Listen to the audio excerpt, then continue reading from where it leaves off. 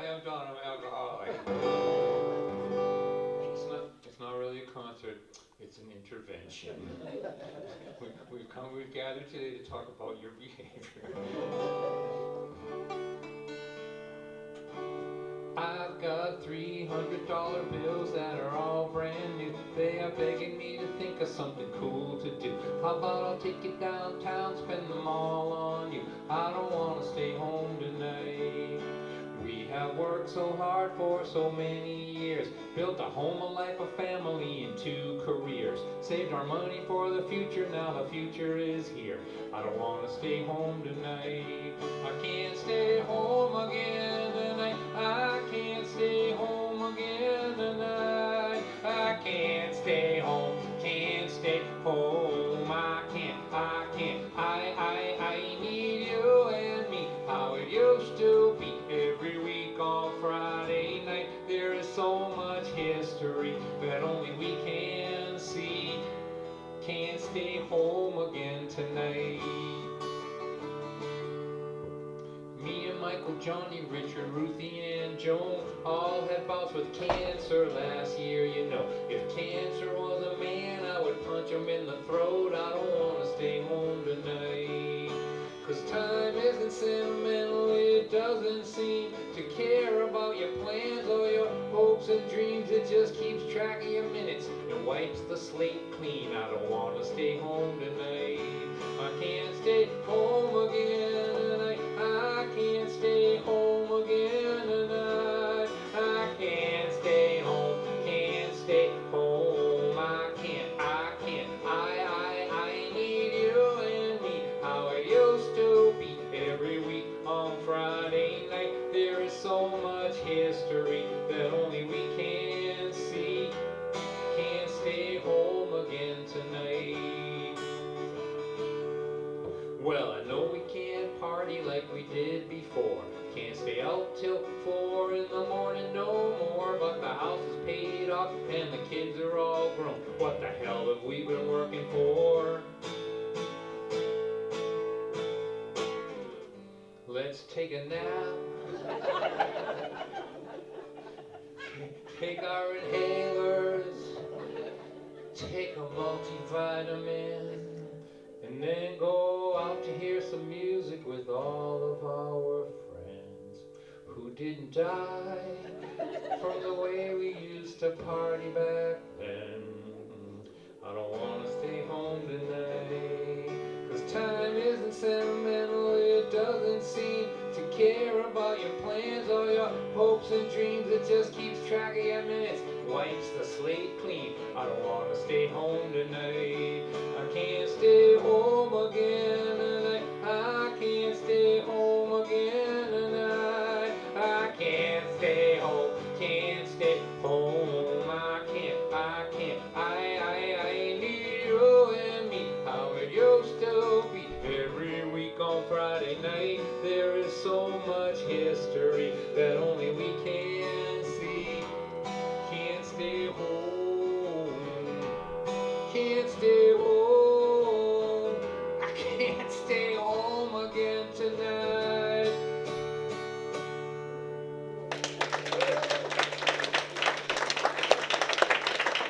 Thank you. I have been married for, 43 years. Congratulate me. Come on, now that's not bad. This is a song that I wrote after my son went to college and my wife realized that there wasn't going to be any buffer between us anymore. It was a very difficult moment for Mrs. White, and she's so happy that I traveled to exotic places like North Reading and shared this story with groups of strangers.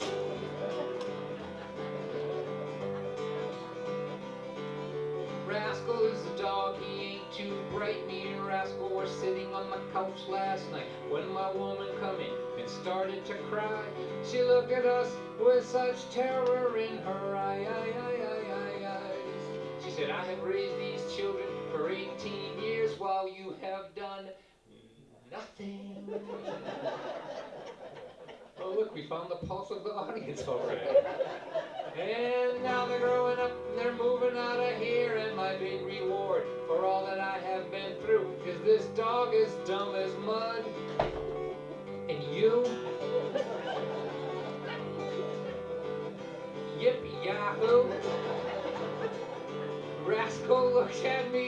just belief, he said. She can't be talking about you and me. She has got us to spend the rest of her whole life with. Would you please tell her how incredibly lucky she is? And I said, who is gonna love you any better than this? Will wake you up every morning with the big wet kisses when we hear the police sirens in your neighborhood. We throw our heads up in the air and we howl for you. That's cool. You gotta admit, that's pretty cool. Well, you know, I don't believe we had succeeded in convincing her of the outrageous good fortune that had just befallen her. In fact, instead of looking happy as she could be, she looked a little bit, well, you know, suicidal to me.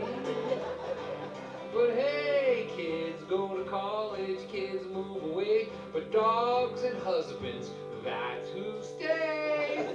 To you it seems like a terrible trick of fate, but me and Rascal don't see it that way. We're thinking, ain't we cuddly, ain't we cute? We're both real funny, both real true. There's another thing about us that's very cool. If you scratch us on our belly, our left leg moves. And you gotta admit that's cool.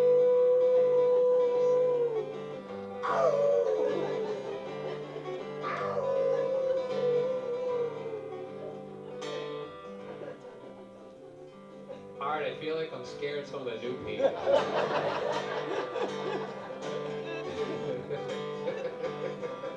Well, okay, so maybe we ain't that smart. We're a couple of months with a lot of heart. New people, this is what I look like when I'm flirting. And when I need new medication. But no one could ever love you better or give you more loyalty than this dog. As dumb as mud. This dog is dumb as mud. This dog is dumb as mud. And me, how lucky can one girl be? She's got a dog like you and a man like me. We'll be together well into this next century. Put that knife down, babe.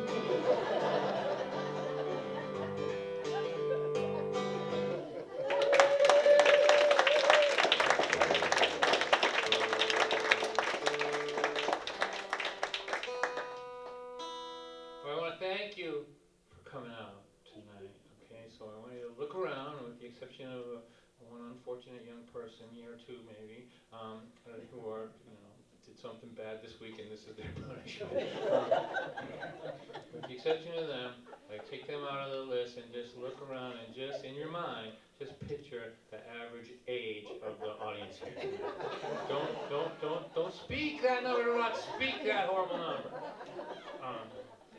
Right, so now you have that number right here, and that's you people are my demographic. Can you believe that? You're my demographic, you're my audience. How much money do you think the music business has spent on you as a demographic in the last 40 years?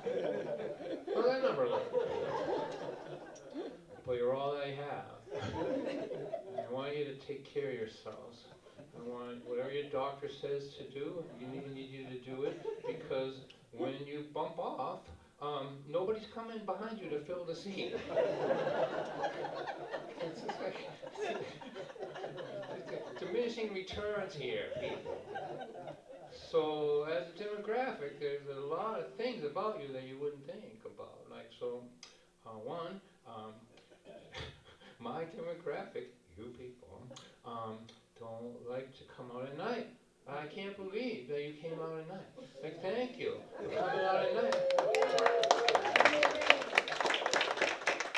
Do you remember when you were 17, when some old person said to you, I don't like to drive at night? Do you remember what you were thinking? You're like, what? I don't like to drive at night. Why? It's because of the glare. The what? The glare. So here you all are, brave in the glare, and endangering other motorists to come to my concert. It's a high-risk activity and a noble endeavor, so thank you so much for that. I'm not taking questions. This is not and it's raining too. We have filtered down to the most risk-taking of the demographic. So let me give you an example. Tuesday night, my daughter's 22 years old. I'm walking past the bathroom to go to bed. It's midnight on a Tuesday night. I look and she's putting eye makeup on. I'm like, what are you doing? She's like, the band goes on at midnight. I'm like, on Tuesday? How about I do a show here next Tuesday at midnight? Who's coming? Nobody. I do a concert. Place is full. Some guy from another venue, it's like a Saturday night, another venue will come and he'll hire me to play his room on like a Wednesday night. I'll go to his venue, 8 o'clock, 8:30, 8:45. Nobody, not one single person. He'll say to me, Don, where is your audience? The room was full on Saturday. I'll say, well, let's think about this. It's a Wednesday night, it's 8:45. They're in their pajamas. Am I lying about this?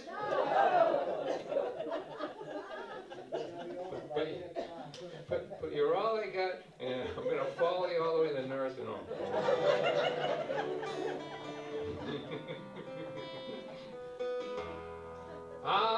Kids are grown, they're both in their 20s. They live at home, they're never going to leave. Why should they go? They've got it good here, you know. Their food, their phone, their rent is free. They would have to be out of their minds to leave. But I was thinking, what if things were different? You know, living here at home with you and me. What if we decided we could act like they both did when they were in their teens? So wake up, mama, climb out of this window. I've got the key, let's steal our daughter's car. We'll both get really drunk, we'll put a big dent in her trunk, and we'll drive real fast down the thoroughfare. If we get a speeding ticket, hey, we won't care. We'll beat the ones up all night acting wild. They'll be the ones up all night worrying. Wake up, mom, climb out of this window. Come on out, be 16 with me. Picture our kids calling all of our friends up and asking them if they know where we are. Of course, all our friends will lie and say they ain't seen us all night. But we'll be standing right beside them while they're on the phone, smoking and drinking and carrying on. And we come strolling home on Sunday morning, you know, around 10 o'clock while the neighbors walk to church. Our kids will ask us where we've been, and then they'll ask us again, and we will just make up a great big lie and swear that it's the truth until the day we die. And they'll be the ones trying to find the truth out. We'll be the ones who are lying through our teeth. And under pressure, we'll confess that we had unprotected sex. That will gross them out so much they might just start to think about moving out. Let that sink in for a minute.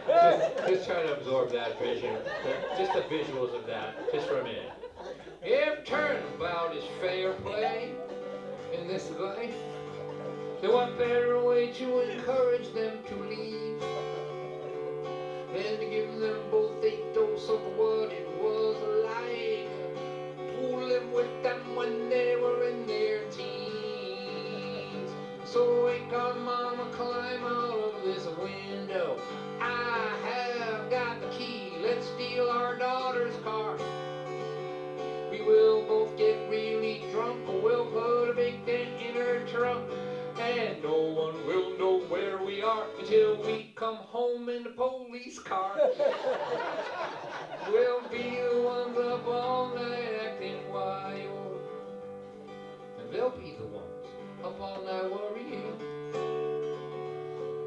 Wake up, mama, climb out of this window. Oh man, be careful. You're not as young as you used to be. That's 40 feet down there. I should have brought a ladder probably. You know what? The kids are both drunk and passed out. Let's just go out the front door. Come on out and be 16 with me. 'Cause I remember you when you were 16. You were the most beautiful thing that I had ever seen. So wake up, mama, wake up, mama, wake up, mama, and be 16 with me.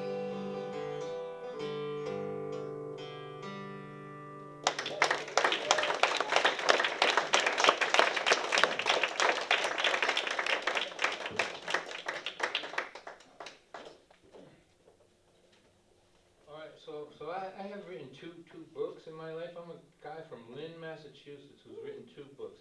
I can't be too many of us who could say that. I want you to notice that. I only got a bunch of my Lynn friends here. Like I wrote a book. I'm from Lynn. I want you to look like this. Look at no pictures.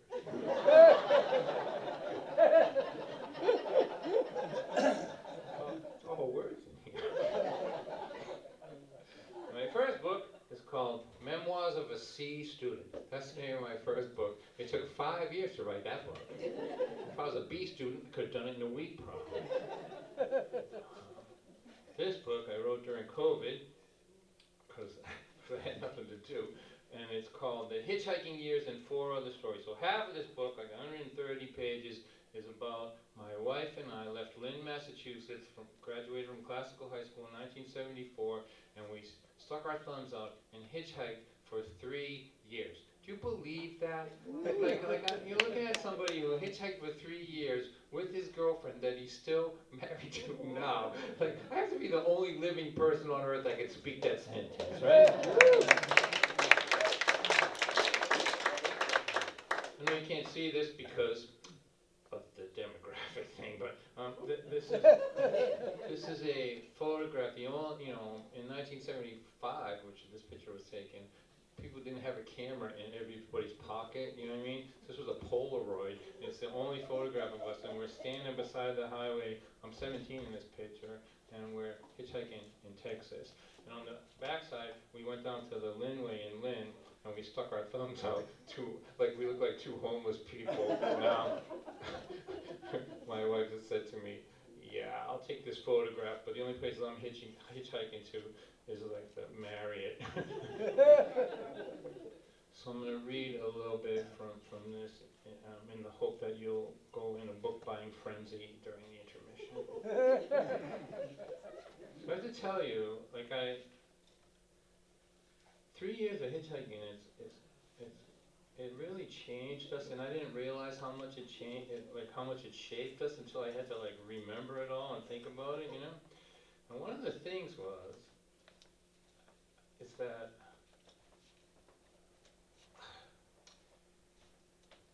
we traveled probably just in those 3 years, maybe 50,000 miles. We hitchhiked to Alaska and Newfoundland and just got hopelessly addicted to freedom.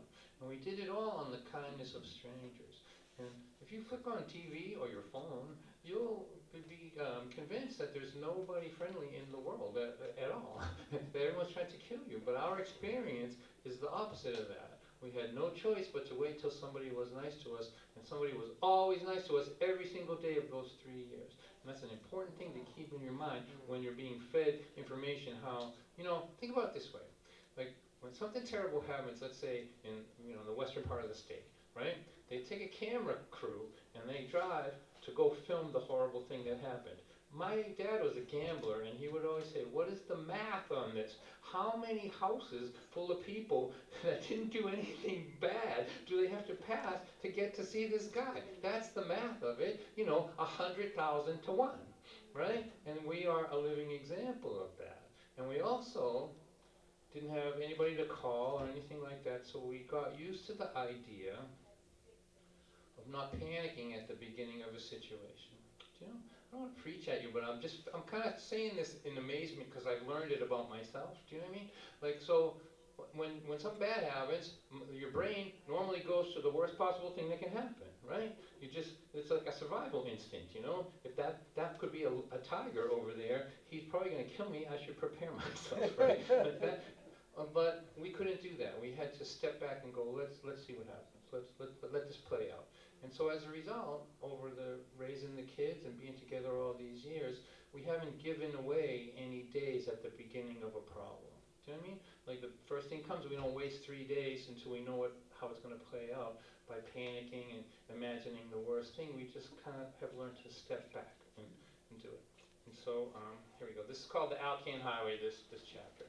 I have seen, driven on, stood beside, bounced untethered in the back of pickup trucks for miles upon, and inhaled deep into my lungs the dust of many dirt roads in my life. But never could I have imagined a stretch of gravel as impressive as the Alaska-Canada Highway. When we set out to hitchhike this beast in 1975, it was approximately 1,400 miles of dirt. If a similar road extended west from Boston, your tires would not touch asphalt until you reached Omaha. Of course, it's all paved now, which means that North America is no longer able to provide a similar experience to the one that Teresa and I had in July of that year. Not only was it unpaved, but being the only land route for supplies destined for Alaska, it attracted a very special breed of unhinged truck drivers who drove it at high speeds with an attitude that was just a smidgen beneath reckless abandon. The first time we were nearly blown off the side of the road and into the Yukon wilderness by a truck driving 75 miles per hour, pulling 3 fully loaded trailers on this epic stretch of gravel, we knew we were entering a world that was peopled with a tribe of humans we had not previously encountered. A second, impossible to ignore indication that our docket of new experiences would soon include a series of fresh entries were the road signs. The first one we leaned our backpacks against had taken at least 1 and possibly 2 shotgun blasts. Permanently relinquishing its intended information to the realm of conjecture.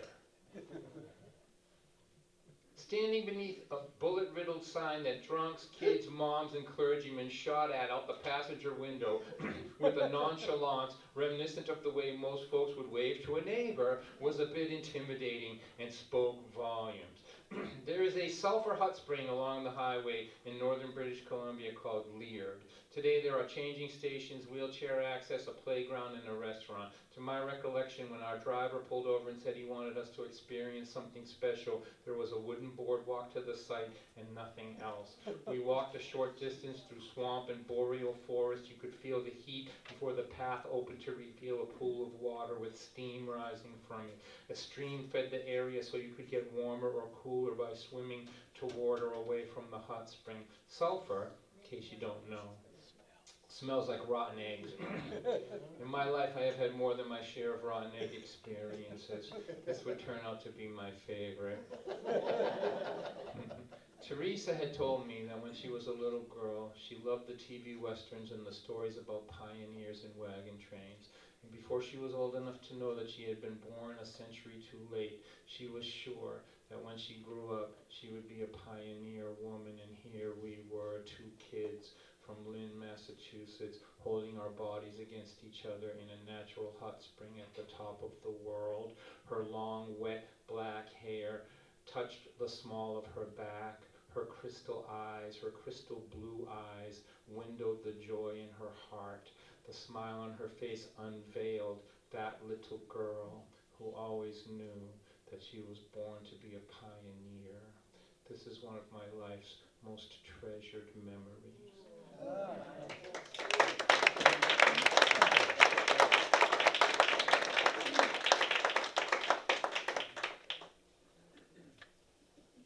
I thought you said this guy was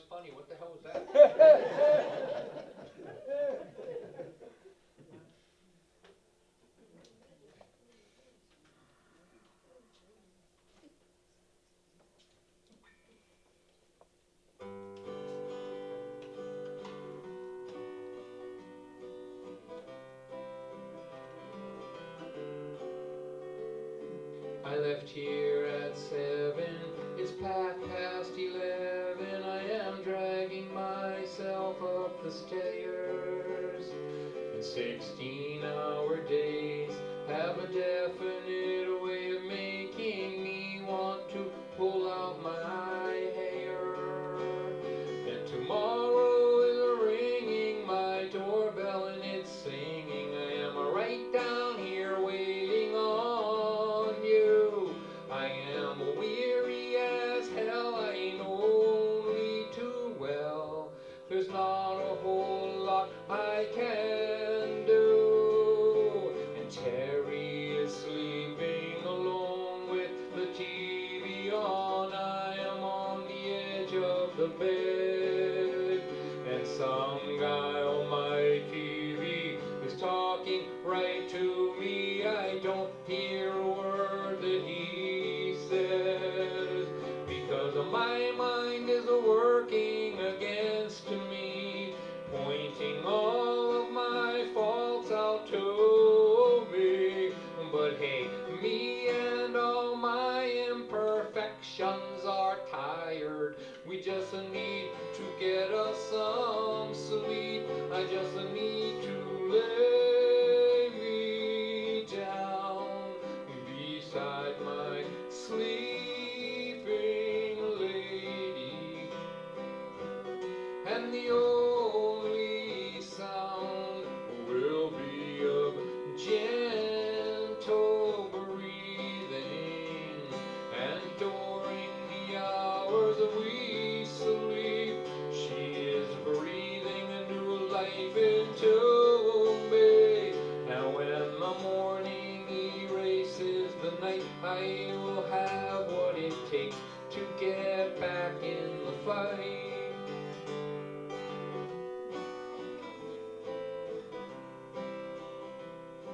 If her breath is heavy or light or unsteady when I lie beside her this way, my body naturally knows that it has to be breathing the very same way. Please don't ask me about being married. Oh, how could I ever explain to someone what it means to a man to lie by his companion with their two bodies breathing as one? I just need to lay me down beside my sleeping lady.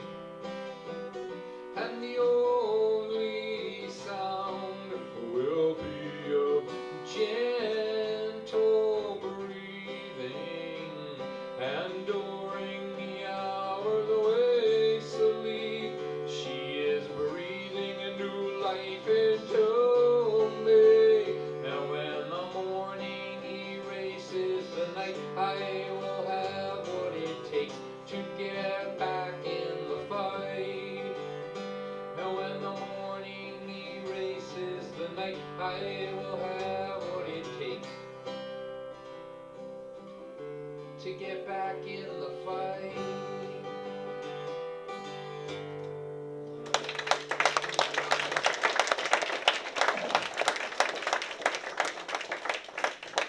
Alright, so I've been involved with a fair amount of young people. I call them young, they're in their 20s. I started an open mic in Lynn, Massachusetts for spoken word. It's called Speak Up. I started it 12 years ago. It's still going now. But when I started it and ran it for 8 years, it was specifically to reach the unreachable people. You know, I wanted to reach primarily the kids that were homeless and whose parents were drug addicts and all that stuff. And they're really hard to get those young people. But we got them all to come and learn how to express themselves. And so as a result, over years now, I've been keeping an eye on about a dozen of them, you know, just to see, because they're high-risk kids. A lot of them have drug problems and mental health issues and all that. But I love them, you know,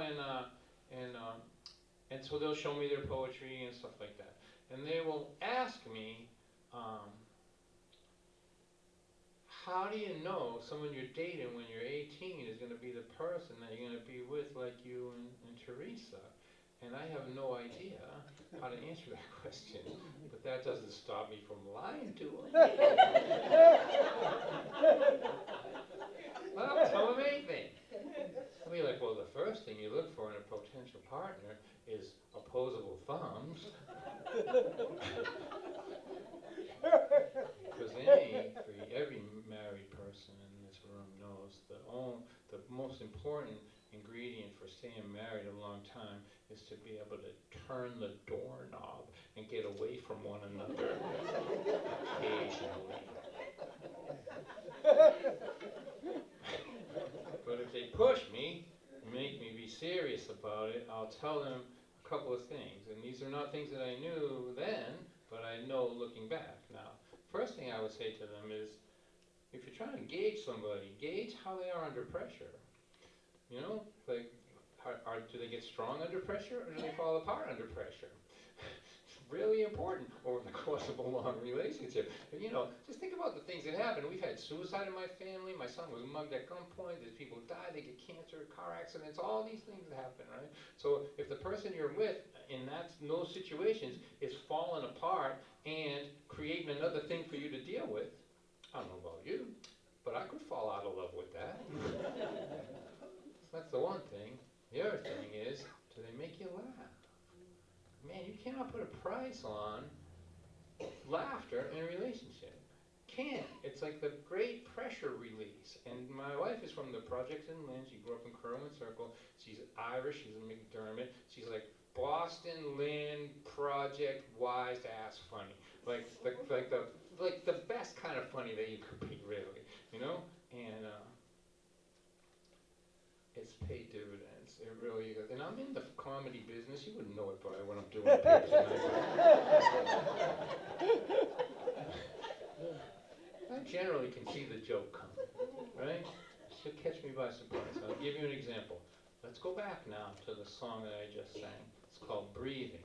And the idea of that song is you go out into the world in the morning and you work all day long, and the job and the life and the pressure and the traffic, it sucks the life force out of you till you are an empty shell of the person you were at breakfast. And you come dragging one leg up the stairs on the way home, and there's nothing left of you. You are an empty vessel. And you lay beside your soulmate, and while you're sleeping, they breathe new life into you. I was so impressed with myself when I wrote this.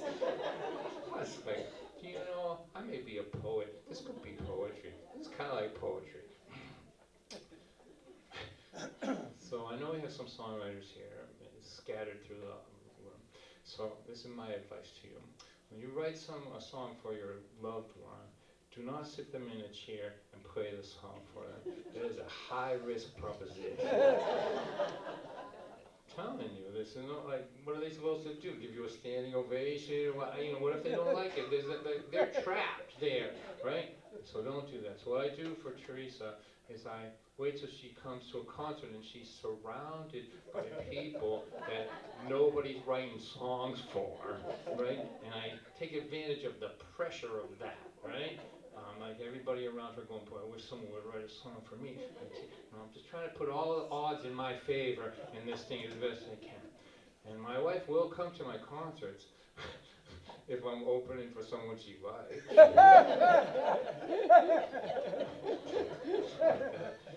So we're doing this show in New Hampshire. It's way up there in like the weeds of New Hampshire, and she's in the crowd, and I play the song, and then we're driving home.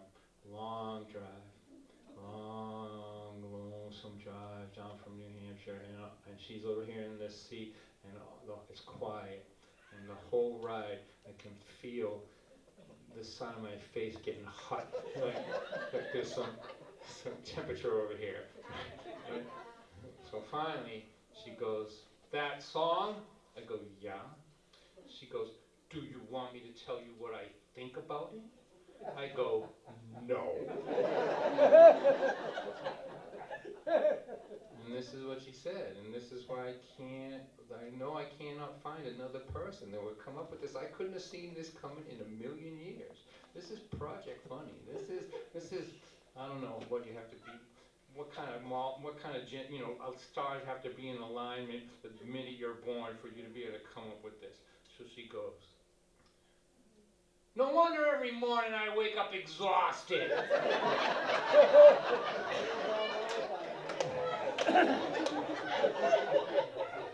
That's right. You're sucking the life out of me.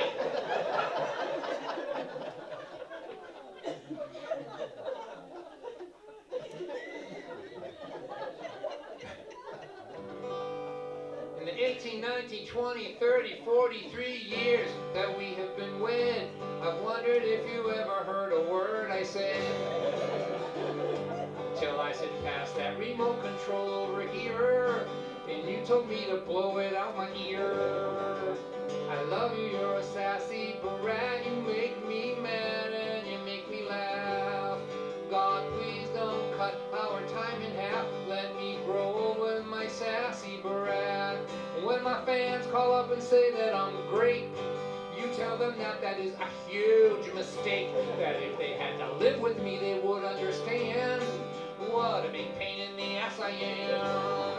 I love you, you're a sassy brat. You make me mad and you make me laugh.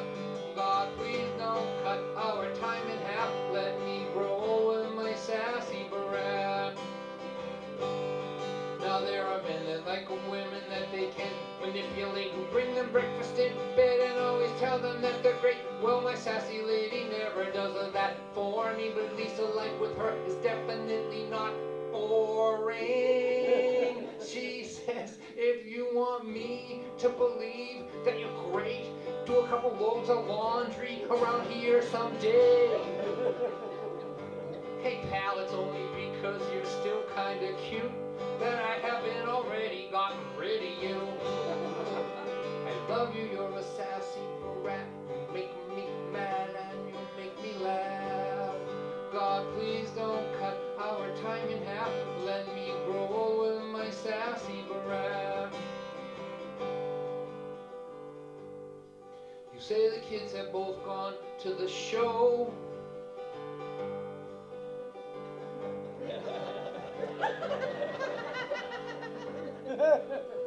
Just checking that short-term memory.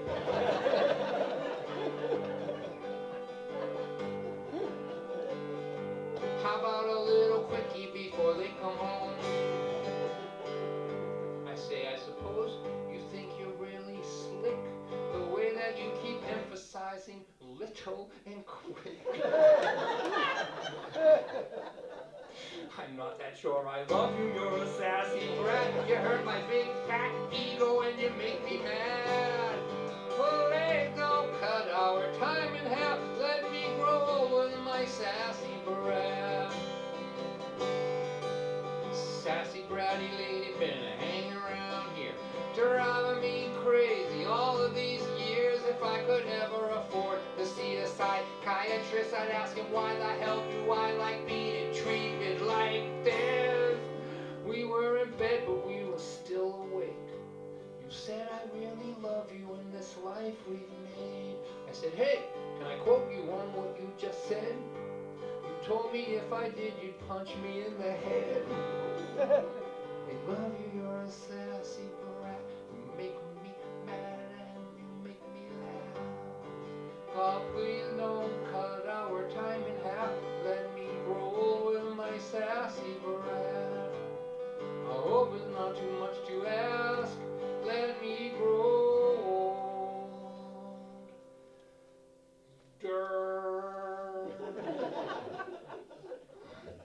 with my sassy brat.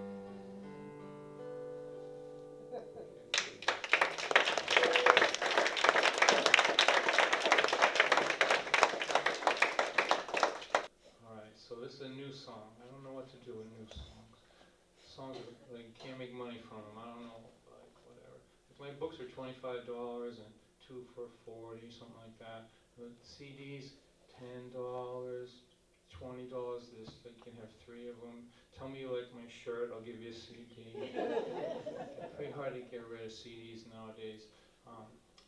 So Venmo. oh, and there's Venmo too. Oh yeah, Venmo. Some people watching in other parts of the world. Don White Folk, Venmo is my Venmo thing. So Venmo, to my demographic, that's, don't even bother. All right. All right. Now, so what I've decided to do, like a song now, you can't make any money from it. If it gets streamed, right? Streaming, again, something, ask grandchildren about it. Well, a 16th of a penny, that's what comes to the artist, right? So if you're the woman who sang at the Super Bowl, it's pretty good because a billion people will watch you, and the 16ths add up pretty good there. But for me, it's nothing. You know, it's zero. I get tragic checks from the streaming services. Like they're sad. You know, they're not worth the paper that they're on.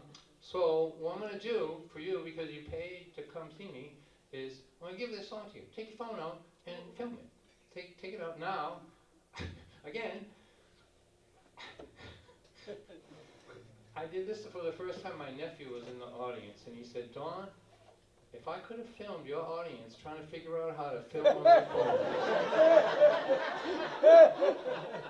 it would have went viral. It would have been viral. It would have made more money off of YouTube than you did off your album sales. But for those of you that can figure it out, take your phone out and just film it. You can have the song. I'm giving it to you because I'd rather give it to you than give it to Spotify, is the way I feel about it. All right? So this song is for everybody who grew up in a home where the people that raised them, for whatever reason, weren't able to show them kindness, okay? You know people that are that way, maybe you are, and no judgment, but whatever, if they had a drug problem, or they had anger issues, or mental health problems, whatever. So if you grew up in a house where nobody was kind to you, so you didn't learn kindness from your parents, or from the people who raised you, but you turned out to be kind, you found it within yourself, this song is for you. I feel like you deserve to know that somebody acknowledges the magnitude of the accomplishment. It's a significant accomplishment, because if you turned out the way that the people who raised you were unkind, that nobody would have been surprised by that, but you found it in yourself. So this song is called That's What Makes You Beautiful. Forgive me, it's a little wordy. It's going to use up all the battery in your phone, probably, to record it. But anyway, look at that. Okay.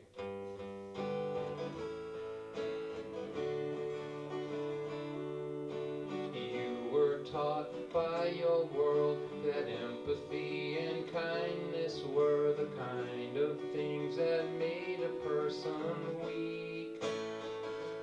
They said push and grab and fight every minute of your life and trample those between you and what you believe you need. But from the moment you were born, in your heart there was a song you could hear through all those years of fear and insecurity, singing cruelty is always weak, but love and empathy are strong enough to break the chains of selfishness and greed. Gentle is the strongest thing to be. You know it is not your fault that heroin and alcohol made them both too ill to give their children what they really need. But it sure would have been nice to be encouraged once or twice, to feel safe at night, or to have a life with just a little normalcy. But from the moment you were born, in your heart there was a song you could hear through all those years of fear and insecurity. When you feel hatred in your heart, you just remember who you are, and that underneath the weight of hate, your heart cannot be free. Forgiving is the stronger thing to be. It's not the color of your eyes, it's not your hypnotizing smile, it's not any of the many things that everyone can see. It's the way you always knew what they told you wasn't true. It's how you made yourself the person that they taught you not to be. That's what makes you beautiful to me.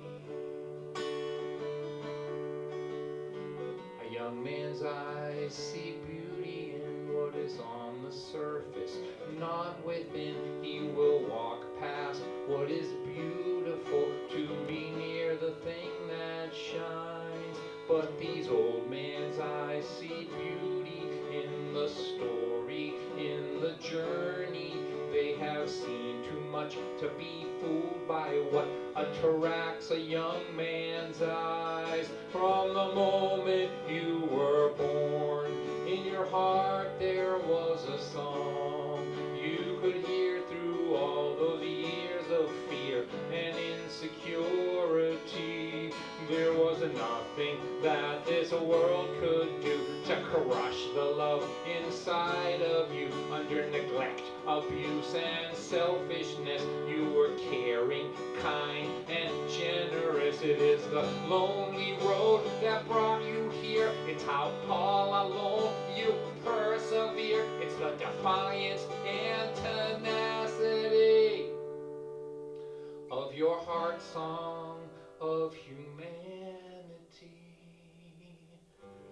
That's what makes you beautiful. That's what makes you beautiful. That's what makes you beautiful to me.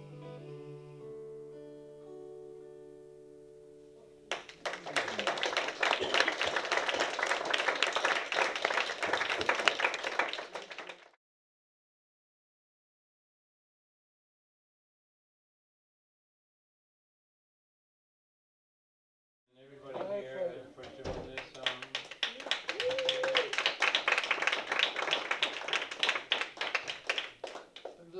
I've been doing this a long time, and I've met a lot of people who do what artists do, and create spaces for music. What, in my mind, what separates him from not all of them, but from a good percentage of them, is that he loves it.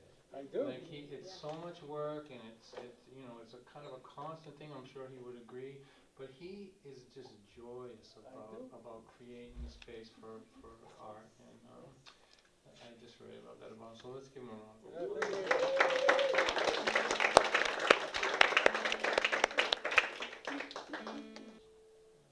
Went to California when I was young. I stood beside the highway waving my thumb. I met a lot of maniacs, met a lot of bums. They were all really kind to me. Life is not like TV. People in Michigan say hello to people on the street that they don't even know. And drivers in Boston make a left-hand turn without turning their signal on.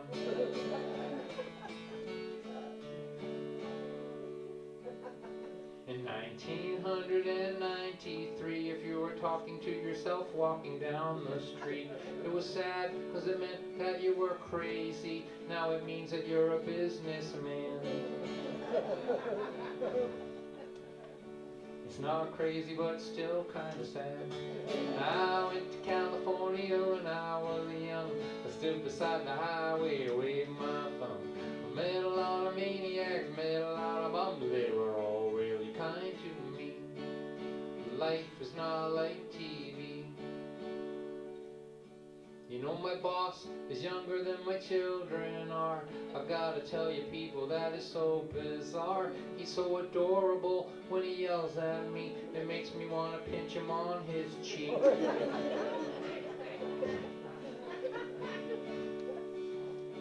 And say coochie coochie coochie. I went to California when I was young. I stood beside the highway, I waved my thumb.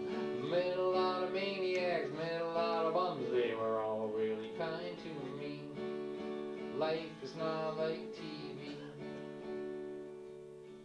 You know, a lot of good musicians used to say to me, you can't play guitar, you can't sing, so you could never make it in this here scene. And I don't think that they were wrong. But I wonder where they all have gone.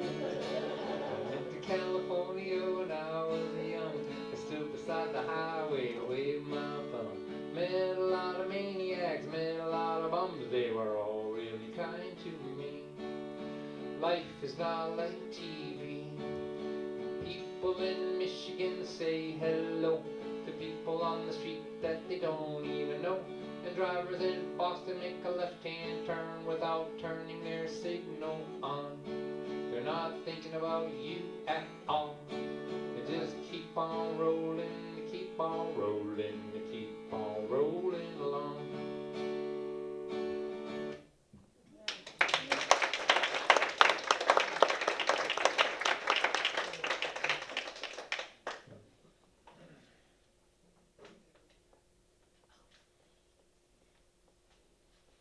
You know, 3 years of not being able to do this in front of a live audience, it made me really appreciate this. So I'm so grateful to see you all here. Thanks.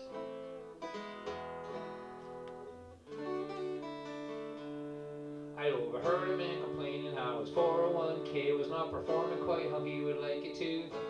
As he sipped his double latte and continued to complain, I thought about that day in 1982. We were living in the shack with the outhouse in the back. If I'm not mistaken, you were pregnant too. We thought it might be funny to count up all of our money and discuss all the investing we could do. We pulled our pockets inside out, we pulled the cushions off the couch, we stuck our fingers down deep inside. Emptied out the pockets of the jackets in our closet, but not one single penny did we find. So after the realization our financial situation was not conducive to investment at this time, we decided to invest in what we've always done best. Danced around the kitchen for a while, we do the victory dance. When life is such a mess, we don't know what else to do. We do the victory dance when being penniless became literal to me and you. Well, you can jump off of a building, you can take a bunch of pills, and you can walk around in a trance. But if you wake up in the morning on the right side of the lawn, go on and do the victory dance.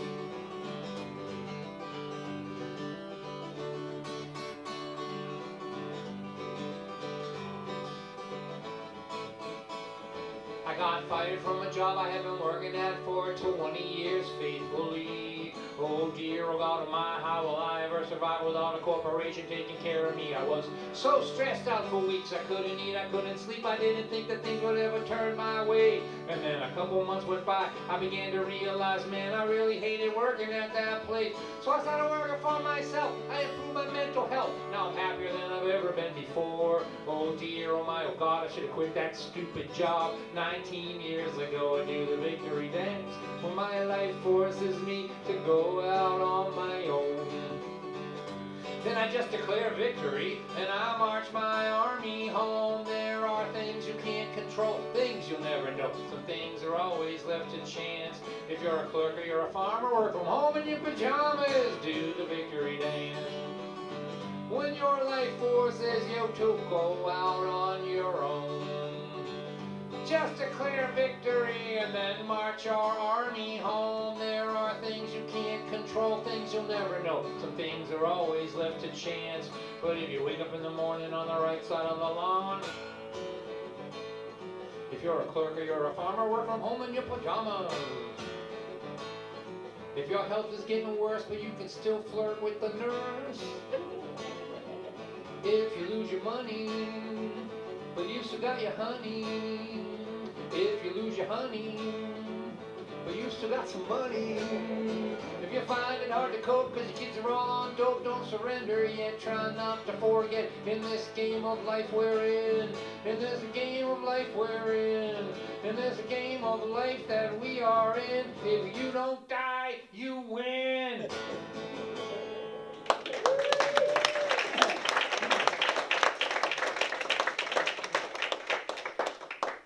Alright, so I'm going to play a song that I wrote in the 70s.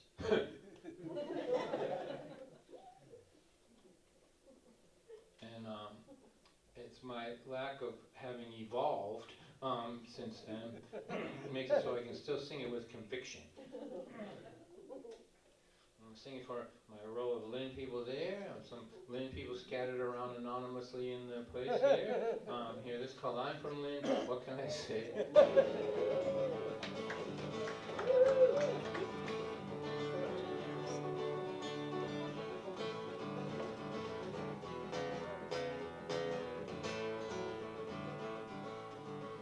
born in the city of Berlin, home of the first turbine engine. And as if that wasn't enough, it's also the home of marshmallow fluff. You can travel the whole country, you'll never find a bigger fluff factory. I'm from Lynn, what can I say? People from Lynn act this way. I don't talk slick like I'm from the hint. I'm the son of a 30-year GE man. Don't be staring at me that way. I am from Lynn, what can I say? I used to hang around in Barry Park. That's illegal after it gets dark. Stand on the bleachers where things got smoked and beer got chugged up, bottles got broke. Later in the evening when the police come, 27 juveniles are on the run. Juveniles are running everywhere you see, jumping over fences, climbing in trees. But Dawn is too loaded to get away. His name is in the paper on the next day. His mother and his father just can't believe he would publicly humiliate the family.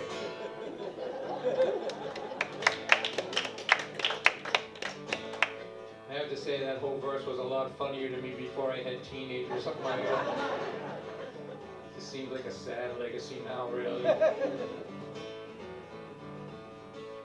On the corner of every street, somebody's cooking something greasy to eat. Deep fat is frying everywhere you look. The town is bound for the record books. A million sub shops open all night long. A socio-intestinal phenomenon. I still think that's the best line I ever wrote. I'm from Lynn, what can I say? People from Lynn eat this way. There's no room in my stomach for French cuisine. Give me a bag of cheese curls and a submarine. Julia Child, get out of my way. I'm from Lynn, what can I say? That's how you know when a song's been around too long, when it actually has dead people in it.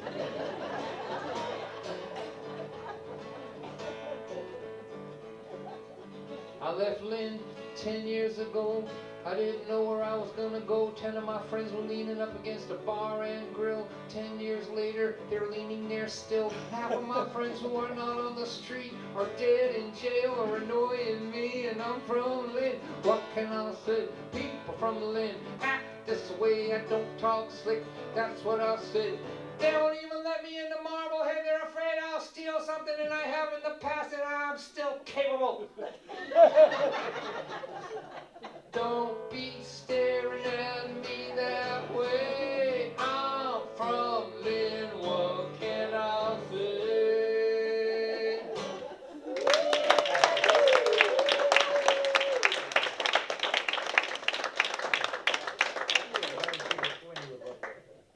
Alright, so I'm going to do something now I never do. And that I'm going to read from my older book. And this is a really Lynn thing I want to do here. And this, oh man. So I went to a place called Breed Junior High School. I was actually in that building. It's called the Druid School now, but it was, I was in it from the first grade to the ninth grade. Elementary school and then the junior high school. So I still dream about that place. I can smell it, you know. And in those days, which would have been the 60s,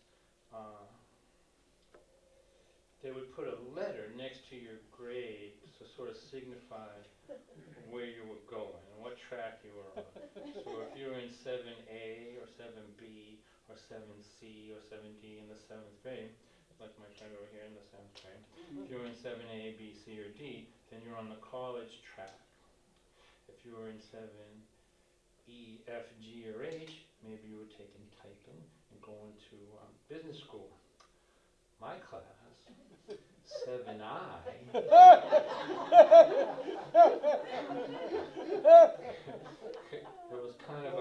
it was kind of a containment area.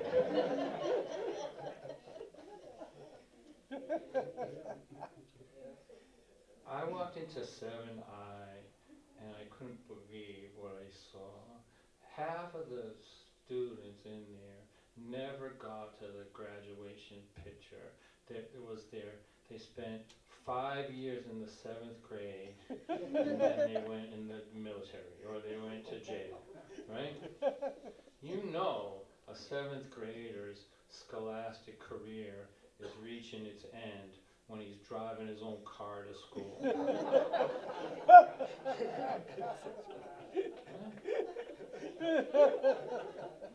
And I didn't weigh anything more than this microphone stand at the time. I was a year younger than the people who were supposed to be in the 7th grade, and I was in this classroom with men. Men. That's how I became funny. Did you ever hear that saying, "You're funny, I'll kill you last"?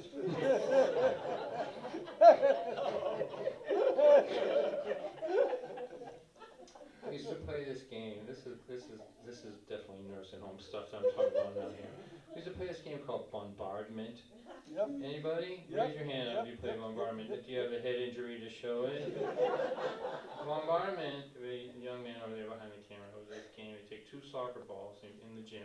You can't cross the center line, and you throw the ball at your classmates as hard as you can and try to kill them. Right? And if you catch the ball, that person that throws it is out. But when you weigh as much as this microphone stand, and the person is standing that far away from you, throwing a soccer ball at you, has tattoos from jail on his hand, and he's got a hairy chest, and he's driving a Camaro. Right?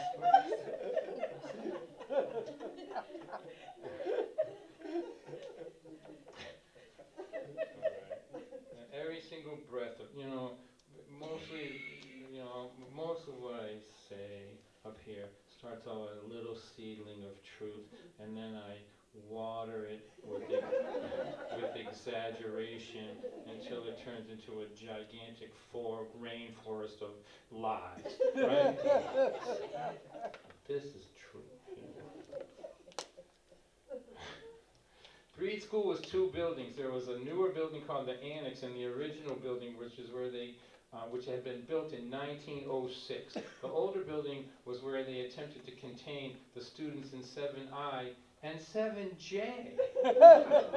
Don't even ask me about 7J. 7J was like a work release program. And we had to take gym with them. Yeah. The floors creaked, the stairs were made of metal, the glass in the doors that swung open to the stairwells had been broken so often that the administration had begun using a special type of replacement glass that had chicken wire inside of it. These windows would still be routinely broken by the students, but the chicken wire would hold the pieces together and keep them from spraying down the corridor. The desks and the chairs had been there since 1906. They each had cast iron bases that were bolted to the floor. The school administration began replacing them in 1969 with the non-stationary type after the class of 7J discovered that the structural integrity of the classroom floor could be significantly compromised if everybody rocked back and forth at the same time in their bolted down chair. The desks were made of wood. Each one had a hole in the top right corner that had once held an ink well. The tops were engraved with witticisms from previous generations of West Lynn adolescents. These pearls of wisdom were often carved so deeply into the wood that you would have to place your work paper on whatever section had the shallowest carvings so your pencil wouldn't fall into a crater and tear your paper. The boys' room was a testimonial to 19th century engineering. Each toilet had a pull chain that would release water from a holding tank above the stall. There was no urinals. Instead, there was a 6-foot-high, 10-foot-long wall of slate. It had a thin perforated copper pipe running horizontally across the top. From holes in this pipe, small steady streams of water sprayed out and kept the wall wet. At the base of the wall was a small trough with a drain at the other end. Everyone in 7I and 7J had one thing in common: bad grades. But aside from a lack of scholastic achievement, we were a fairly diverse group. There were some good-natured slow kids who would now be diagnosed with learning disabilities, but in the 60s were just called stupid. There were the quiet kids who had a home life that was so messed up they weren't capable of concentration, and there was also a group of 6 or 7 really tough girls. This was my first exposure to young women whose destiny included significant jail time.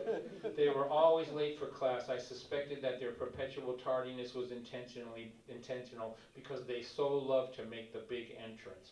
These young ladies all had a God-given natural talent for drama. Miss Jones, you're late. Don't sit down. Go straight to the principal's office. Miss Jones ignores him, brushes off his commands like an insect from her shoulder, and sits at her desk. This may be the only few moments this month that Mr. Lewis will have the undivided attention of the entire student body. As a group, we place our elbows on our desktops, lean forward, rest our faces into our open palms, and watch intently as the familiar scene unfolds. Mr. Lewis repeats his command. Before he is half finished, Miss Jones lifts up her desktop and hides her head behind it. I am beside her, and I can see by her face how thoroughly she is enjoying, both ignoring Mr. Lewis and the attention it has brought her. He walks to her desk, he shuts the desktop, and in so doing, accidentally touches her shoulder. Okay, boys and girls, now it's showtime! She leaps out of her seat, and with the head-bobbing swagger invented and perfected by 7th grade tough girls, she screams, "Don't you touch me! Don't you ever touch me! Who do you think you are?" And he repeats his command for her to get out of his class, and with every eye and 7 eye fixed upon her, she struts to the exit, sweeps a stack of math books off a table en route, slams the door behind her, and disappears into the hallway. We are ready to give a round of applause and a standing ovation to Miss Jones for her performance. But the beet red face of Mr. Lewis, counterbalanced by a throbbing blue vein at each temple, warns us against it. I remember thinking that whoever had the good fortune to marry the lovely Miss Jones could expect to see a grown-up version of this performance played out upon occasion in a restaurant or two during the course of their marriage.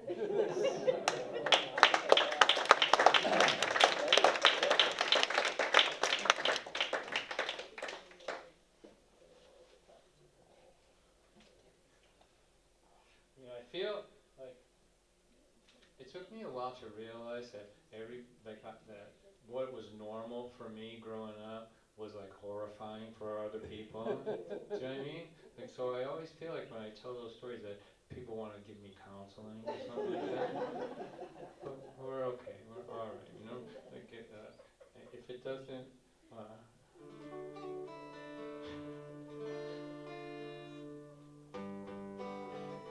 This is from my friend who graduated high school in Flint in 1969.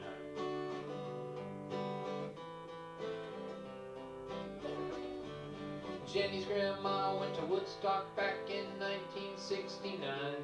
She keeps a ticket stub and a chunk of mud at her house in a little shrine. She was always the girl in the hippie dress twirling at the shows by the Grateful Dead. If you ask her about it, man, you better sit down. Grandma will talk the ears right off your head. If you get her talking about the Grateful Dead, the Summer of Love, or the Kool-Aid acid test,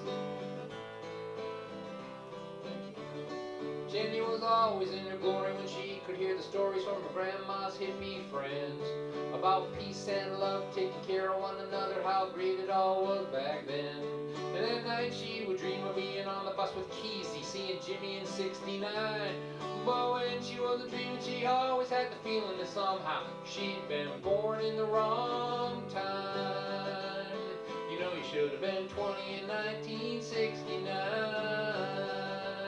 All the gray-haired hippies say that all the time. But the cool grandchildren of the cool young women who danced in the Woodstock mud are living on the beach in Montezuma, Costa Rica, man, they're having all kinds of fun singing. There's only 1 minute if you're not living in it, it's never coming back again. I love you, Grandma, but Barbara Ram Dass never said, be there then.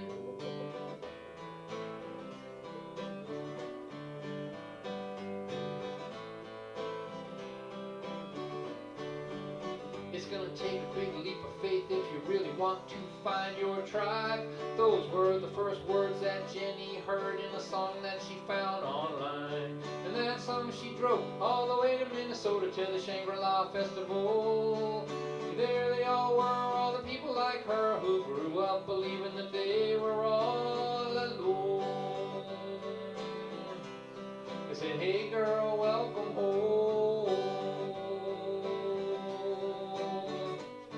Because the cool grandchildren of the cool young women who danced in the Woodstock mud are driving down the road all the way to Minnesota, having all kinds of fun, singing Jimmy and Jerry are dead and buried and they're never coming back again.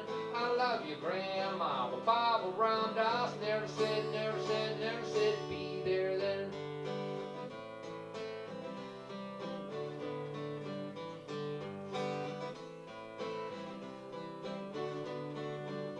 Jenny's grandma went to Woodstock in 1969, and since then she believed there was never going to be a better time, and that's alright. But if you don't take your big leap of faith and get out there and find your scene, it will pass you by while you are trying to find your grandma's long gone Woodstock memories. Her Woodstock memories. Because the cool grandchildren of the cool young women who danced in the Woodstock mud are living on the beach in Montezuma, Costa Rica, man, they're having all kinds of fun singing. There's only 1 minute, you're not living in it, it's never coming back again. I love you, Grandma, but Bible Ram Dass never said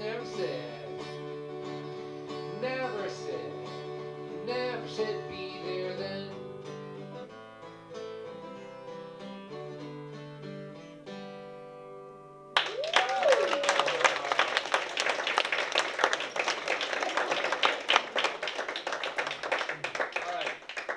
Getting tired.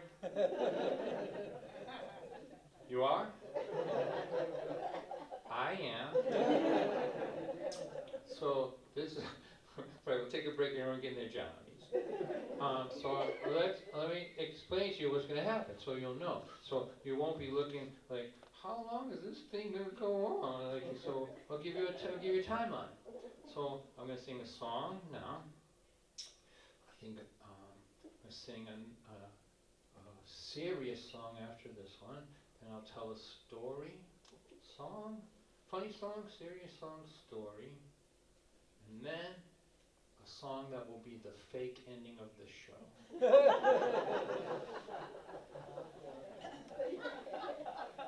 Let's review.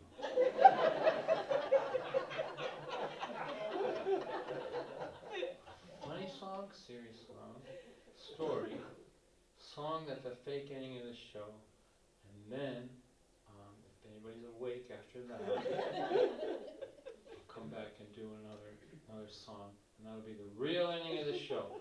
Try to remember all of that. Right. So first thing, funny song. It's got a little story goes with it. In the state that I live in, Massachusetts, weed is legal now, and I'm glad it's legal. You remember when it was like, I don't smoke it, but I'm glad nobody's going to jail for it. It seems ridiculous, people going to jail for it, but I don't use it myself. I did plenty when I was a kid, but now I don't, and I haven't for decades. So, do you remember when it was quasi-legal? Do you know what I mean? When you had to get your doctor to lie for you?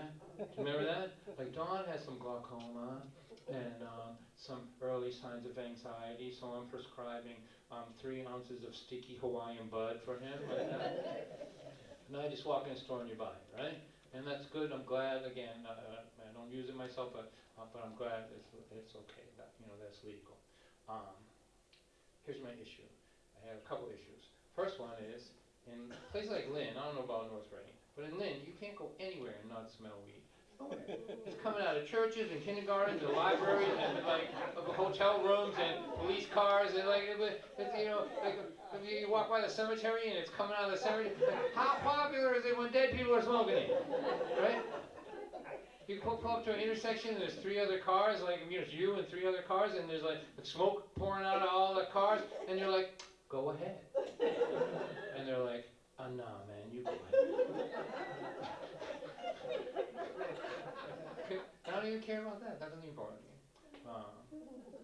concerned about two things. The first one is joggers. I'm really worried about joggers. Like you leave your house totally sober, and you breathe deeply. You like pass the library and the police car and the intersection and the kindergarten, and you're huffing in all this smoke. And you come back in 3 hours with a 4-pound bag of Doritos. And you spend the next 24 hours binge watching sitcoms from the 70s. I don't even care about that. My real concern is about conversation. I missed talking to people face to face. That's the thing I missed the most during COVID. And I came here earlier, and me and Art had a nice talk. Maybe after I'll hang out with some of my friends here. And I love conversation. I learn from conversation. I listen well. I'm not one of those people that's just going over what he's going to say after you shut up. I'm actually listening to you. So the kind of conversation that I'm the most fond of, my favorite of all the conversations, is the kind where the person you're talking to can remember what you just said. I love that kind. And I'm concerned that those of us that like focused conversation, we're going to have to go underground.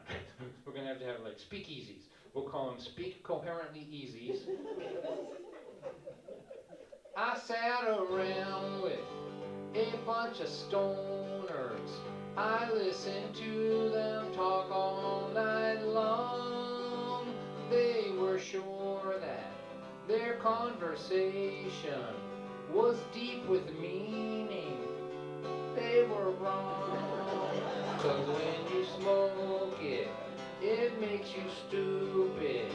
I thought you knew it, but I was wrong.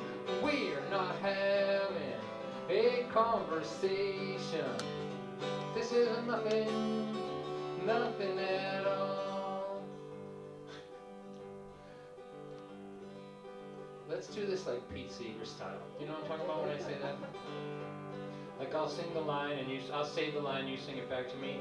Because when you smoke it,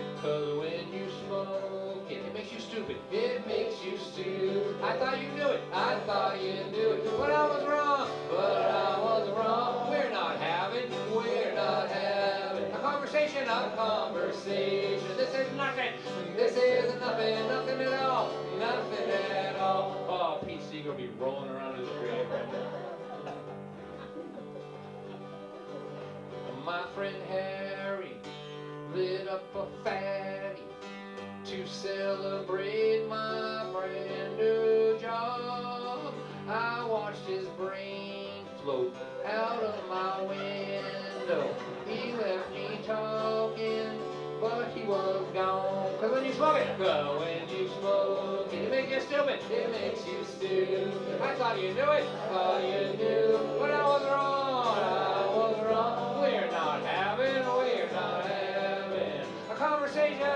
This is nothing at all. I'd have to get into character for this part. So it's 1979. A young man. I'm at my friend's parents' house. They're away for the weekend. We're down in the basement with all my buddies. There's a lot of smoke in the room. And I can see through the haze my best friend. And I can tell by the look on his face that he just had a thought so deep and so meaningful and so profound that when he speaks it, if I am only wise enough to take the power and the wisdom of this sentence that he's about to speak and to apply the knowledge of it to my own life, it will change the entire trajectory of my existence. So let me droop my eyes a little bit. Let me slow the song down to stoner speed. That's still too fast. Here you go.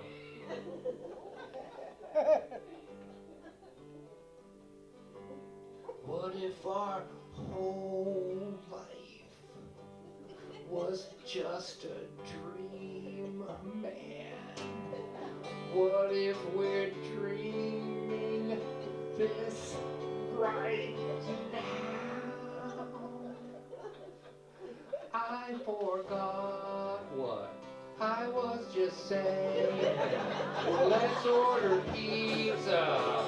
Pizza, wow! Oh, and you smoke it, it makes you stupid, it makes you stupid. I thought you knew it, thought you knew. What I was wrong, what I was wrong. We're not having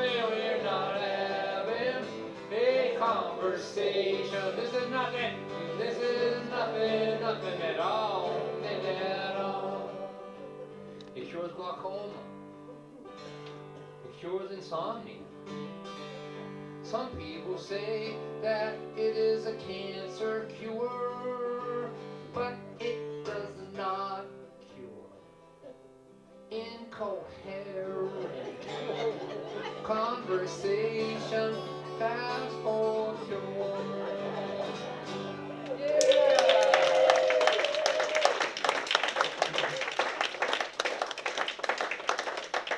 All right, let's order pizza. All right, so wait a second. Funny song? Okay, here's one. Here's a new. I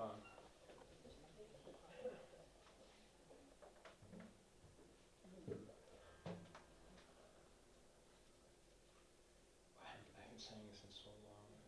I hope I remember. I yelled, I screamed, I swore, and she slammed her bedroom door. The house was completely still, and in that silent chill, I began to feel and hear the sounds of my own teen years. Didn't I always say my home would not feel this way? Hey kid, can I come in? Hey, can we start again? There's just too much at stake for us to keep on this way. If this family explodes today and the wounded go their own way, when the time comes to heal, will we still all be here? The pain in my mother's eyes the day that her father died was born in her teenage years of wounds that never healed.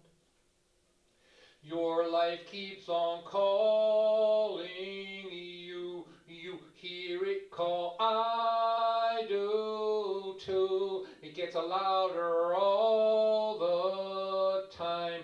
I know it won't be denied, but there's just a few short years where we will both live here for this precious and fleeting time. Let me see those brown eyes shine. The pain in my mother's eyes the day that her father died was born in her teenage years of wounds that never healed. If we make a deal today to stop making their mistakes, when the time comes to say goodbye, you won't have my mother's eyes for this precious and fleeting time. Let me see those brown eyes shine.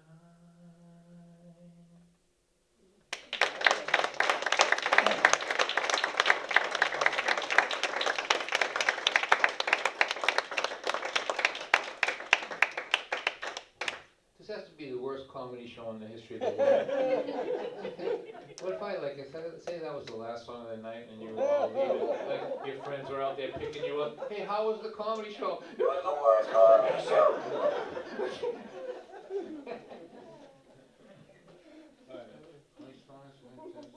Story. I'll tell you a story now. Okay, so I have always have held a day job until, I don't know, maybe 10 years ago or 15 years ago, something like that. I installed security systems in people's houses. And because I'm from Lynn, I always said that it was a public service. I spent 25 years of my life just trying to keep my friends out of other people's houses. You're welcome. You're welcome. So one day, quite a while ago, I was swinging a hammer in the south end, running fiber cable. And all day long, I had a sharp pain run down my left arm. Sharp pain, left arm, old people. Anybody want to talk about this? Not good, right? When I tell young people I got a sharp pain running down my left arm, they're like, why don't you go to the gym? But us seasoned people know that the gym's not going to solve this problem. And so all day it stays running down my left arm, then it goes across my shoulder blades, and then across my chest. So I'm having it there, and across my shoulder blades, and I'm having chest pain. Chest pain. And I am a conscientious father and a conscientious grandfather. A lot of people counting on me in this world, so I didn't waste 1 minute. I didn't waste 1 second. I went directly, and I mean directly, to the internet. I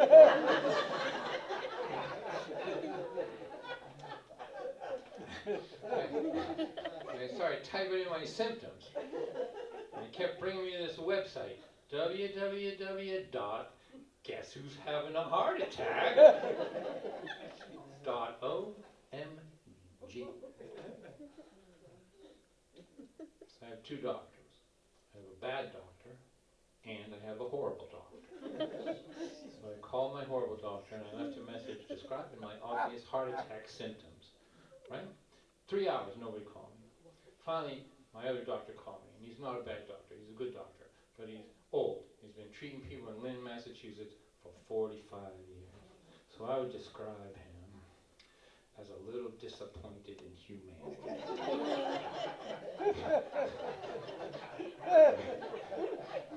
Like the particular cross-section that he's had to treat in his career hasn't inspired him to any great hope for the future of the species. He calls me back, Don, what's going on? And I explain it to him. He goes, you need to go to the emergency room. I go, I'm going to go to bed. And he made this sound, which I've translated. And this is the translation. I need to retire soon. All my patients are idiots. But I don't want to go to the emergency room. I don't know where you live, but I'm going to assume that your emergency room experience is a reasonably civilized one. In Lynn now, we don't even have a hospital. Like, we don't even have one. Like, the new medical plan for Lynn is that you die in the ambulance on Highland Avenue going over to Salem. That's the new plan. But back in these days, we had one. And I wanted to describe it to you. I want to describe what it would be like at this hour on a Saturday night in the Lynn emergency room of old. But I can't describe it. It is not describable. It's what the world looks like just before it ends. It's unbelievable down there. It's like everybody's jaded and they've seen so much insanity. And I don't want to make fun of this because I have friends with this problem and all that stuff. But everybody's down there looking for pain meds. They took a brick to their own hand, smash. Oh, I need some Oxycontin. And it's just insane down there. It's insane, right? And so I don't want to go, but I go. I go, and I walk in there, and I learned something. Something really important. I want to share it with you. But first, let me tell you what happened. I go in, and there's glass. It almost looks like it's bulletproof. It's got a little metal thing in there. You talk to it, to the kid behind the thing, and the kid says, Mr. White, what's going on? I said, young man, I'm having chest pain.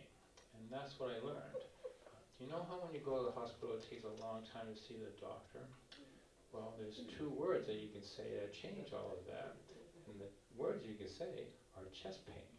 Chest pain are the magic words. You say chest pain, like the duck comes down and Groucho gives you the money. third nursing home joke of the night. Groucho, you bet your life? Come on, you have to be ancient to know that. All right. So I go up and I go to the kid. I go, he goes, what's going on? I go, young man, I'm having chest pain. He went, chest pain? Mr. One, you are our grand prize winner. A disco ball came down, there was confetti flying every place. A band was playing. Everybody's, the drums are going. He's like, step right in. We have a nice table for you over by the window. Your waitress will be with you in just a minute. And behind me, all the people with the busted hands, right? They're like, what does that guy have? He's got chest pain? I have that. I have chest pain. I need some pain meds for my chest pain. So I go in there, and they gave me nitroglycerin. I never had it before. I loved it. I loved it. I can't explain to you how much I loved nitroglycerin. I was like lethargic and bent over and like this, and they put this pill under my tongue. In 2 seconds, I was like, whoa! I felt blood going to parts of my body that I haven't seen blood in 15 years. All my arteries were open. I'm like, I love this stuff. And I thought to myself, why, as a man of the 60s and 70s, has it taken me so long to discover this little gem? And then they gave me morphine. I'm like, nitroglycerin and morphine? No wonder all these people are hanging around down here. So now I'm in a completely altered state of consciousness. I'm singing Grateful Dead songs. Good time. My kids come and my wife come, and they're looking down at me. And you know, in a movie, like when a guy's on his deathbed, they put the camera on the pillow and it's looking up at the 3 blurry heads of the guy or the family, you know, my son, my daughter, and my wife, and they're looking down at me. Dad, we love you. Don't worry, your brother's coming. Your sister's gonna be here. We got the best doctors in the world. Well, Dad, maybe not the best. We're not sure they're any good at all, really. But we're gonna pay attention, hope they don't kill you. And I can see that they're worried. And I don't want them to worry. I love them. I couldn't possibly love them any more than I love them. So I know that I have to say something comforting to them. And I want to, and I'm going to. And I want to, and I'm going to. And I want to, and I'm going to. But I have to remind you, I am in a significantly altered state of consciousness here. So I open up my mouth to say my comforting thing that I have created back here in the right rear quadrant of my brain, and I'm hoping that when I open my mouth up, it'll make the long journey out, around, and out. But I'm not sure what's going to happen. I open my mouth up to say the comforting thing because I love these people and I don't want them to worry, and this sound comes out.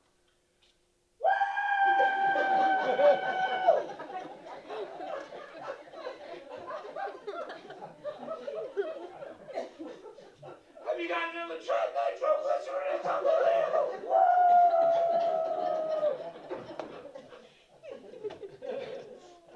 That's going to be great on local cable. I love it. All right. So the next day they gave me a stress test and they passed it. And they said, Mr. White, what kind of medication do you take? I said, I don't take any except lisinopril, high blood pressure medication, because I have been married for 35 years. And for some reason it's destroyed my vascular system. And this is what they found out. My regular doctor was giving me maybe a little bit too much high blood pressure medication, and 6 weeks earlier, for some reason that nobody's been able to explain to me, my horrible doctor doubled the dosage. Doubled the dosage. And it turned my blood into some kind of mixture of mud and maple syrup, and my heart was like, I can't push this crap through here.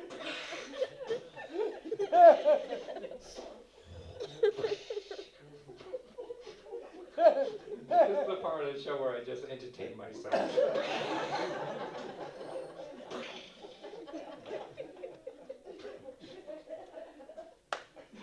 So, at this point in the story, we need a moral.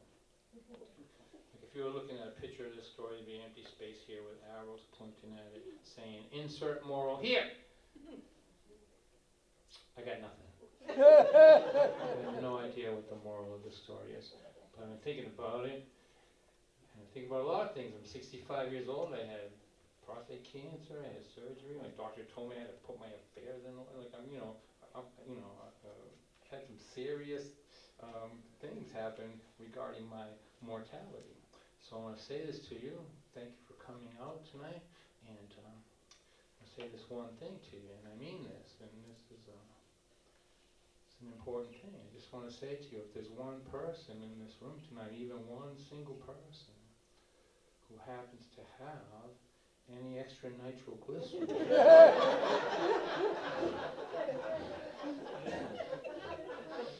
you want to meet me at the CD table,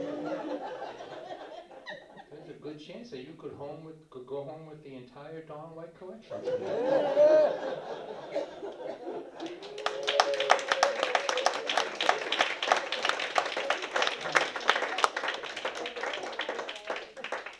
So this is the fake ending of the show. So normally at the end of the show, I would do my last song, which I'm pretending to do now, and then I would go backstage and wait for encore. Hey, get ducked behind that thing. If it's still raining, if it's not raining, I'll run out that door. How's that sound? It all seems ridiculous. So what I'm going to do is I'm going to play my last song, Wink, Wink. And when I'm done, I'm going to stand here like this. And then, if you like another song, you make a bunch of noise, and I'll come back. But if you've had enough, believe me, I would understand that. Go home. I'm getting the money no matter what happens. Good.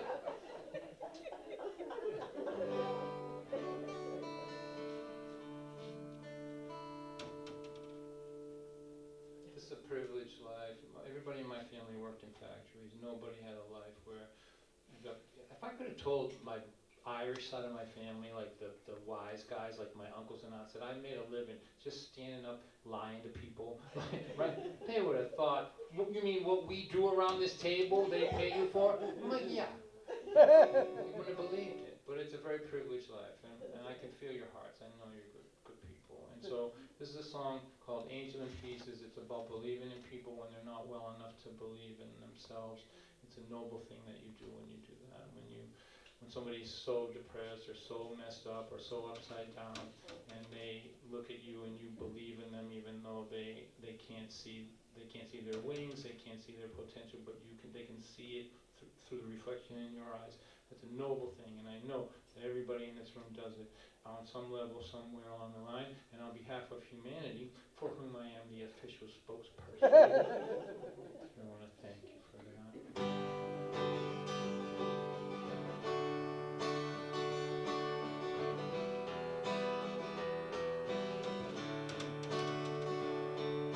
She walked into the room like she was walking off a cliff. In my mind I said, what kind of shattered angel is this? Her walk said, I've surrendered. In her face, I've had enough. Her eyes were holes, they were dark and cold. They said, I've given up. I saw an angel in pieces, as if the pieces all fell from the sky.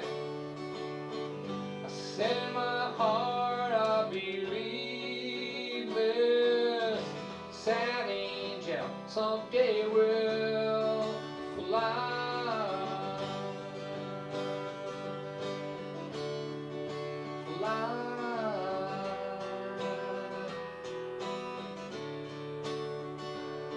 You know, life rains down so hard upon some people that we know. It tears their faith and their hope away, and they walk around like ghosts. And we see them as they are breaking, and as their spirit dies. But deep inside, we still believe they will come alive and fly. I saw an angel in pieces, as if the pieces all fell from the sky. I said in my heart, I believe it.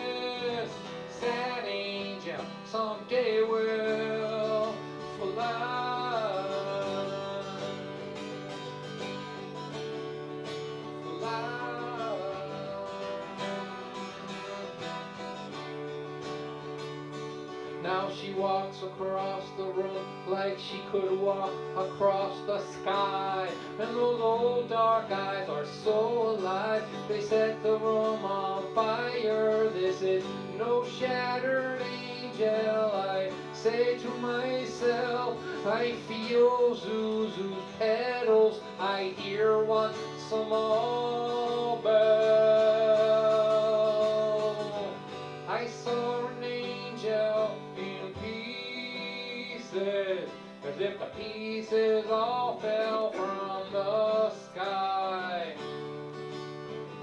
I said in my heart, I believe this sad angel someday will fly. Look how beautiful you are.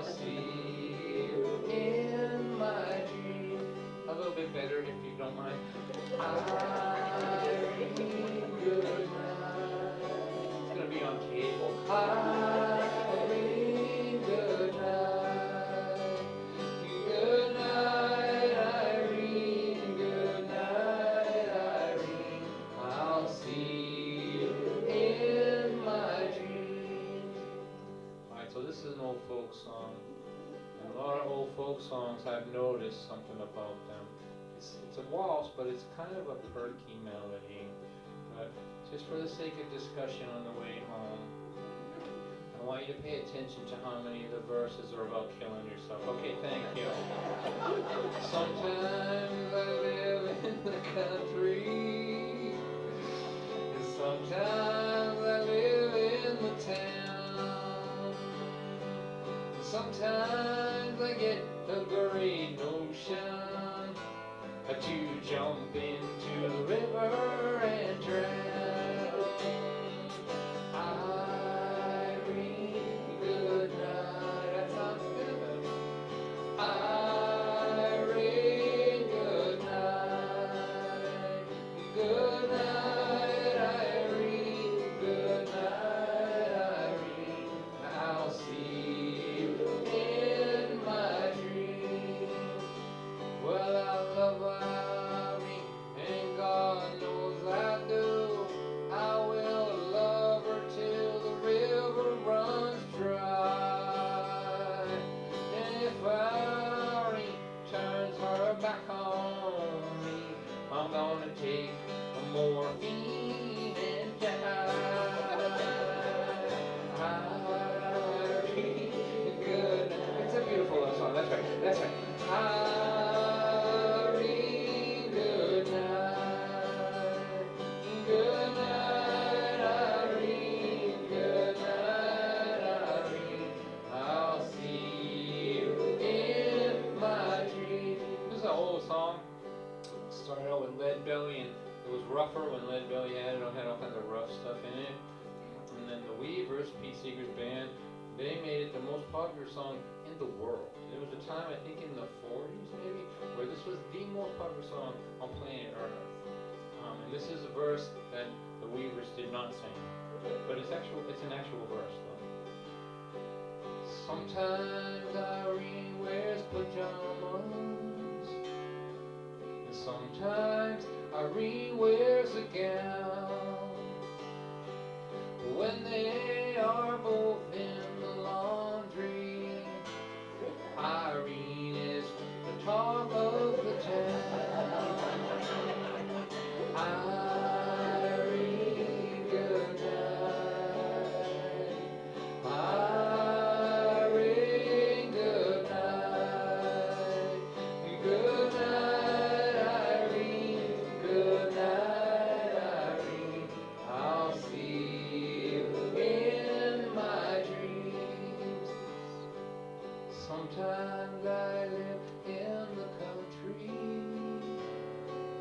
Sometimes I live in the town,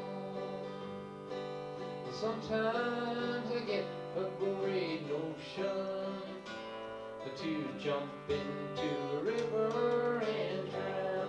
A big finish now.